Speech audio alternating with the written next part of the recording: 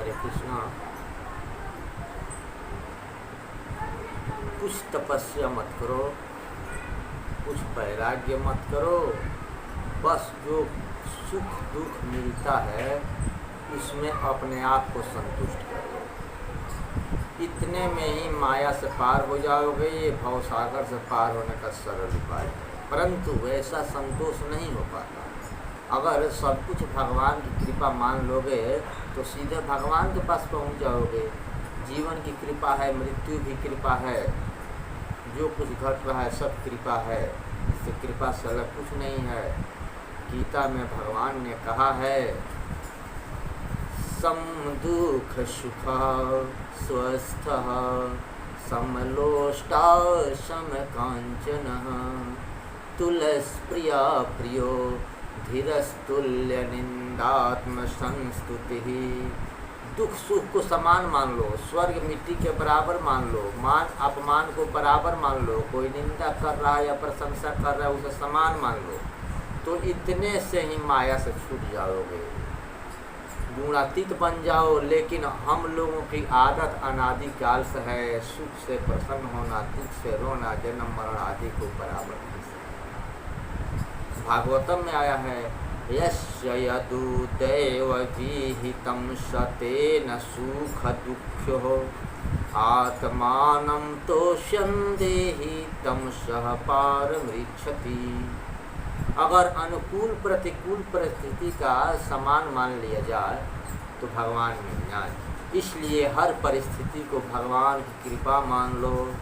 नारद जी के चरित्र में आता है, नारद जी जब पूर्व जन्म में रामदास था नाम उनका, तो सिर्फ 5 वर्ष की उनकी अवस्था थी। उनकी माँ की मृत्यु हो गई तो उन्होंने माँ की मृत्यु को भगवान की कृपा मान लिया।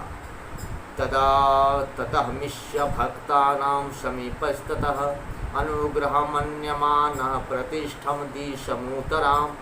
उनको कृपा मानकर उत्तर दिशा की ओर चल पड़े। इसलिए जो ब्रह्मऋषि लोग गए थे उत्तर दिशा में, हम लोग गए थे उत्तर दिशा की तरफ भी चल पड़े। वहाँ प्रभु को बुलाने लगे, भगवान की एक झांकी दिखाई दी, एक झलक दिखाई दी।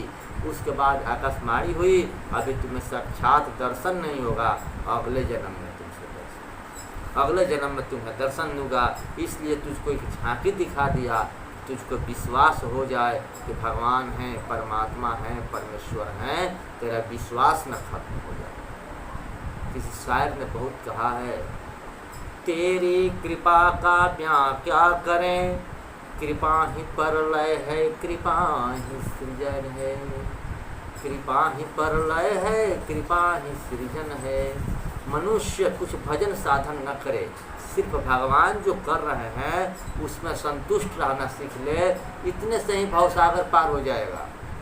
सिर्फ उसमें संतुष्ट हो जाएगा तो उसका भवसागर पार हो जाएगा। एक 5 साल का लड़का क्या तपस्या कर सकता था? सिर्फ इतना ही तप किया कि उन्होंने माँ की मौत को भगवान की कृपा मान लिया। और जब माँ की मौत को भगवान की कृपा मान लिया तो भगवान का दर्शन हो गया। और उसी से वह रामदास दासी पुत्र अगले जन्म में ब्रह्म ऋषि नारद हो गया, ब्रह्मा का पुत्र नारद हो जाता है। इसलिए भगवान जो कर रहे हैं उसको भगवान की कृपा मानो। अगर भगवान की कृपा मानकर किया जाएगा तो सब कुछ सफल हो जाएगा, सब कुछ भक्ति में बदल जाएगा। जो करेंगे वो भक्ति होगा। मगर जब भगवान की कृपा नहीं मानेंगे तो भक्ति नहीं होगा। एक कथा आती है, चित्रकेतु के चरित्र में एक चमत्कार दिखा कि सत्संग कभी बेकार नहीं जाता, कभी सत्संग बेकार नहीं जाता। कई जन्म पहले किया हुआ सत्संग भी आदमी को उठा देता है।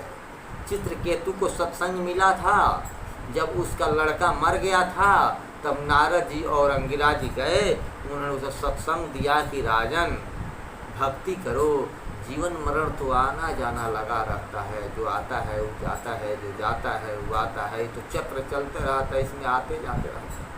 आगे चलकर पार्वती जी के श्राप से चित्रकेतु असुर बना, नाम हुआ पित्रासुर, लेकिन उसकी भक्ति बनी रही क्योंकि पूर्व जन्म में उसने सत्संग किया था। सत्संग कभी न कभी अवश्य फल देता है।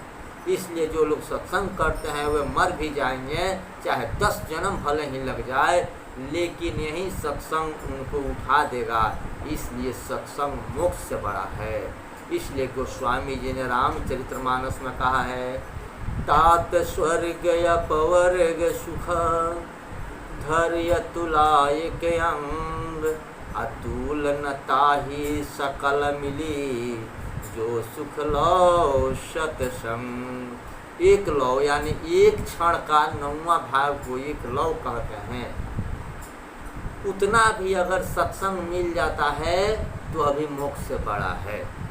मोक्ष पे से सत्संग इसलिए बड़ा है क्योंकि मोक्ष पाने के बाद मनुष्य को भगवान की भक्ति नहीं मिलती, भगवान के पास चला जाता है भगवान।